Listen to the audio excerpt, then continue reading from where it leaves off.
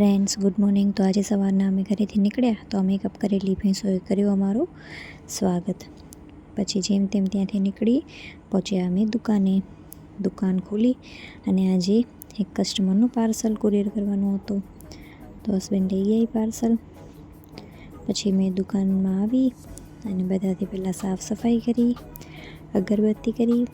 બધી સાડીઓ જેમ તેમ રાતે તો એમ જલ્દીમાં મૂકી જઈએ એ બધી સાડીઓ ઠીક કરીને જે થોડી વાર થઈ ત્યાં તો કસ્ટમર આવવાનું ચાલુ થઈ ગયું.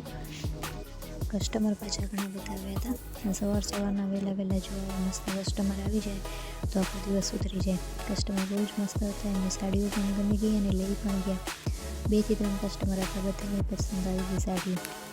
પછી આ ઢગલું એક સાડી મેં વારી. અમુક લોકોને એમ થાય છે ને કે હું ખાલી દુકાનમાં વિડીયો બનાવવા માટે જ જાઉં છું, તો હું દુકાને કામ પણ કરું છું અને વિડીયો પણ બનાવું છું, બરાબર.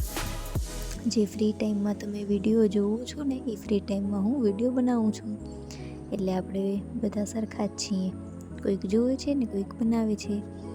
પછી બધી સાડીઓ વારી, જો પોતપોતાની જગ્યાએ રાખી દીધી. તો બધું સરખા કરતાં મેં બારે જોયું કે આજે બારે તો છાંટા ચાલુ થઈ ગયા હતા. મેં કીધું ભગવાન આજે વરસાદ ના આવે, કેમ કે વરસાદ આવશે તો કસ્ટમર નહીં આવે. તો વરસાદ તો આજે આવ્યો નહોતો, પણ છાંટા થોડીક વાર માટે આવ્યા હતા, એ પાછા બંધ થઈ ગયા. તો પછી વળી કસ્ટમર આવી ગયા. આ બધા કસ્ટમર પણ સારા હતા, એમને પણ વસ્તુઓ ગમી ગઈ અને લઈ પણ ગયા. આટલા બધા કસ્ટમર એક ભેગા આવે ને તો હું એકલી કન્ફ્યુઝ થઈ જાઉં કે એને કઈ વસ્તુ બતાવું. પણ પછી બે કસ્ટમર હતા, એ બે અલગ હતા. પછી અમે સાંજે હસબન્ડ આવ્યા એટલે દુકાન વધાવીને ઘરે નીકળી ગયા.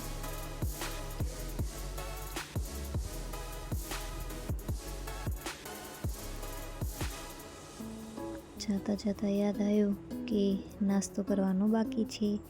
તો હસબન્ડ કે હાલ શું નાસ્તો કરશું આજે, કાંઈ ખાસ ઈચ્છા તો નથી. તો કીધું કાંઈ પણ હાલશે. તો કે તું જે કે હાલ આપણે ખાઈએ. તો મેં કીધું આજે તો બહુ જ એટલી બધી ભૂખ નથી લાગી, કીધું પાણીપુરી ખાઈ લઈએ. એક પ્લેટ ખાધી પાણીપુરી.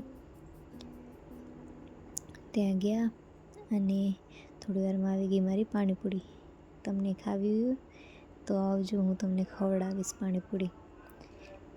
પછી સૂકી પાપડી લઈ અને નીકળી ગયા અમે ઘરે જવા માટે. રસ્તામાં હું મારી સૂકી પાપડી ખાતી આવતી હતી. મેં એક જ નથી લીધી, 2-3 લીધી હતી. મારી આદત છે 2-3 સૂકી પાપડી લેવાની. વિડીયો બનાવતી હતી, ભેગી સૂકી પાપડી ખાતી આવતી હતી. થોડી વાર સામખિયારી ગામ પૂરો થઈ જાય, અમારું ગામની શરૂઆત થઈ ગઈ. તે એટલો અંધારું હોય ને, અમે આ ટાઈમે ક્યારેક આવીએ તો જો રસ્તામાં કાંઈ જ ના દેખાય. અને આ રસ્તામાં સાપ ને એવું બધું પણ પાછું મળે છે. તમને મારો વિડીયો ગમ્યો હોય તો લાઈક, શેર ને સબસ્ક્રાઈબ કરજો. Thank you for watching my video.